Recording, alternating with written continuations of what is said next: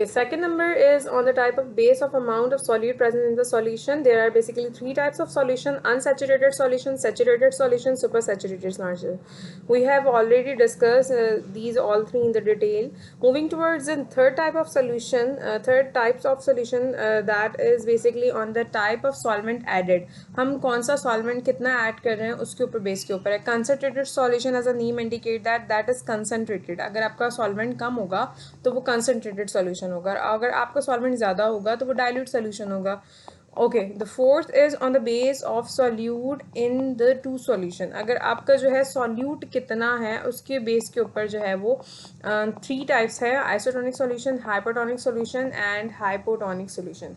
Isotonic में क्या होता है? The concentration of iso indicates that same a solution that has same solute concentration as another solution, same होगा उसमें. Hypertonic में क्या होगा? solution that has higher solute concentration than other solution. Two solution के कंपैरिजन होगा इसमें, इसलिए जो है वो हम दो का solutions की बात कर रहे हैं. Okay, hypo means low. Hypo जो है that indicates that a solution that has lower solute concentration than another solution.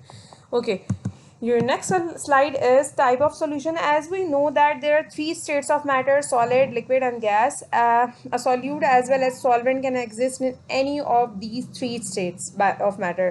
By the combination of these three states, different types of solution are formed, which are given in this table. Types of solution, solute और solvent, और इसकी example दी गई हैं. आपका जो है वो solute और सॉल्वेंट तीनों स्टेट्स में पाए जा सकते हैं. गैस भी हो सकता है, लिक्विड भी हो सकता है, और सॉल्यूट भी हो सकता है. और सॉल्वेंट भी इसी तरह आपका गैस भी हो सकता है, लिक्विड भी हो सकता है और सॉलिड भी हो सकता है. गैस अगर सॉल्यूट है, जो हल हो रही है वो भी आपकी सॉल्यूट, और जो जिसमें हल की जा रही है वो भी आपकी सॉल्यूट है. तो उसकी एग्जाम्पल है हमारे पास, पहली एग्जाम्पल दी हुई है एयर. दूसरी आपकी एग्जांपल दी गई है जिस तरह के हमारा विनीगर है, जिसमें जो है वो दोनों ही सॉल्यूट और सॉल्वेंट दोनों ही जो है वो लिक्विड है. एलॉयज़ आपकी एग्जांपल है जिसमें दोनों सॉल्यूट और सॉल्वेंट जिसमें हल किया जा रहा है और जो हल हो रहा है दोनों जो है आपके सॉलिड हैं. Common concentration units, percentage units जो है वो हम लोग डिस्कस करते हैं. हम लोग कंसनट्रेशन अमाउंट की मालूम करने के लिए, अमाउंट ऑफ सॉल्यूट मालूम करने के लिए जो है वो कंसनट्रेशन यूनिट जो है वो यूज़ करते हैं कि कितना अमाउंट ऑफ सॉल्यूट जो है आपका प्रेजेंट है सॉल्यूशन के अंदर. Basically, it is also the ratio of amount of solute to the amount of solution, और ratio of amount of solute to the amount of solvent. कितना solute और कितना solvent present है आपका सॉल्यूशन के अंदर, उसके लिए हम बेसिकली जो है कॉमन कंसंट्रेशन यूनिट यूज़ करते हैं. कॉमन कंसंट्रेशन यूनिट जो है वो आपका बहुत सारे वेज में हम इनको जो है एक्सप्रेस कर सकते हैं कंसंट्रेशन ऑफ सॉल्यूशन को. तो उसके लिए जो बेसिकली थ्री फॉर्म्स जो है ना वो दी जाती हैं, जो है आपकी mass by volume and volume by volume and weight by volume. Weight by volume जो है वो आपकी सबसे पहली परसेंटेज है. इसमें जो है हम लोग क्या करते हैं, in this the mass of solute in grams dissolve पर 100 decimetre cube of centimetre cube of the solution.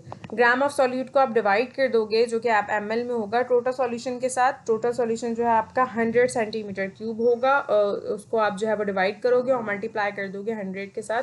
इस तरह के इसके जो है ना मोस्टली इस तरह के क्वेश्चन आते नहीं हैं क्योंकि डिटेल क्वेश्चन होते हैं.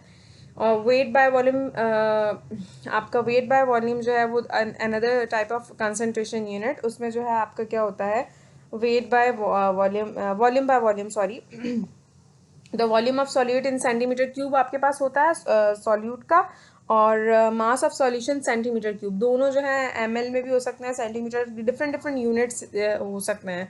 जिस तरह आपके जो भी न्यूमेरिकल में दिया गया होता है वो आप इधर पुट करते हैं और मल्टीप्लाई कर देंगे आप, तो आपको मिल जाएगा वेट वॉल्यूम बाय वॉल्यूम जो है वो परसेंटेज. इसमें बेसिकली आप, और थर्ड है आपका volume by weight by wait percentage, जिसे हम मास बाय मास भी कहते हैं, मास बाय मास परसेंटेज भी कहते हैं. वॉल्यूम बाय वॉल्यूम भी होती है, मास बाय वॉल्यूम भी होती है.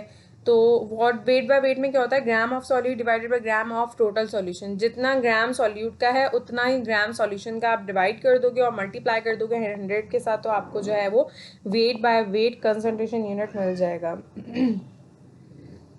इसमें एग्जाम्पल दे सकते हैं कि 5% mass by volume sugar solution means that 5 grams of sugar is dissolved in 100 centimeter cube of the solution.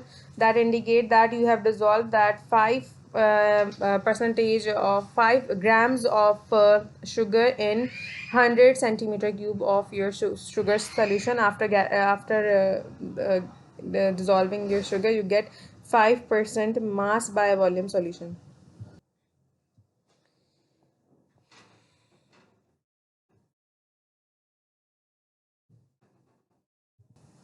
Another mostly we use concentration unit. Mostly used concentration unit is molarity. That is basically defined as the number of moles of solute dissolved in 100 decimeter cube, 1 decimeter cube or 1 liter of the solution. आप basically कह सकते हो कि आपका जो molarity या molality है, मैंने यहाँ पे जो है वो मोलालिटी डिस्कस की हुई है स्लाइड के अंदर, लेकिन मैं आपको पहले मोलारिटी बताऊंगी कि मोलारिटी क्या है.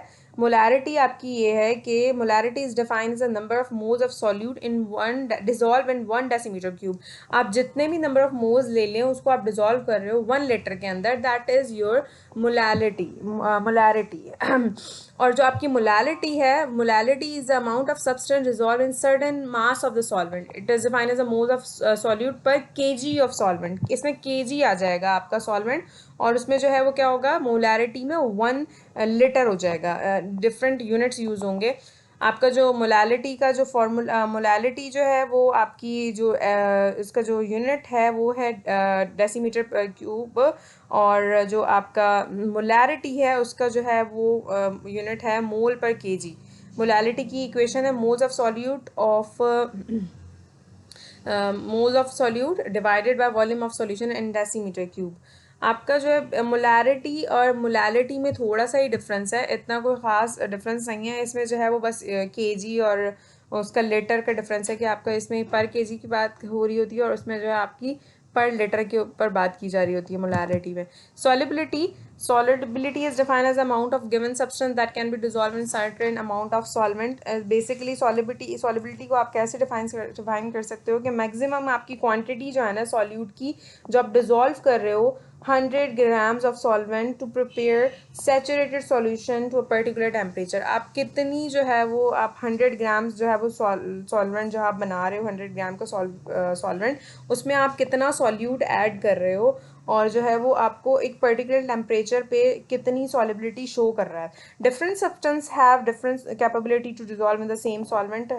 हर जो एक सब्सटेंस होता है उसकी कैपेबिलिटी डिसॉल्विंग पावर जो है वो हर किसी की अलग होती है. इसकी एग्जांपल मैं आपको इस तरह दूंगी कि आपकी जो सोडियम क्लोराइड है 100 ग्राम ही आप लेते हो और सेम टेम्परेचर रखते हो 100 डिग्री सी पे, और दूसरी साइड पे आप लेते हो आपके पास पोटेशियम क्लोराइड होता है, तो उनकी सॉलिबिलिटी में फ़र्क होता है. 100 डिग्री सी पे जो है 39 ग्राम जो है वो आपका सोडियम क्लोराइड डिसॉल्व हो रहा होता है, और आपका जो पोटेशियम क्लोराइड है वो 0.02 ग्राम्स जो है वो डिसॉल्व हो रहा है. सेम टेम्परेचर है, सेम कंडीशंस दी गई हैं और सेम अमाउंट लिया गया रहा है 100 ग्राम, लेकिन सॉलिबिलिटी जो है वो डिफरेंट है दोनों की. सॉल्युबल सब्सटेंस जो है वो डिसॉल्व हो जाता है और इनसॉल्युबल सब्सटेंस जो है वो आपका क्रिस्टलाइन फॉर्म में जो है नीचे सेटल डाउन हो जाता है. Okay, on the basis of particle size and their characteristics, mixtures can be classified as true solution, colloid, and suspension. There are three terms you can see here: solution, colloid, and suspension.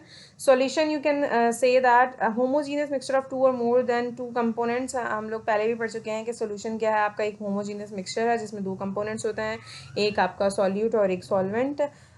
इसकी example यूँ ले सकते हैं, one you dissolve sugar in water and after some time sugar complete dissolve in the water and we can't see even the particle of sugar dissolve in the water and a drop of ink. Another example is a drop of ink you mix in the water. These are the two solution types. No, the solute particles are not very clear or very tiny. You can't see them with the naked eyes.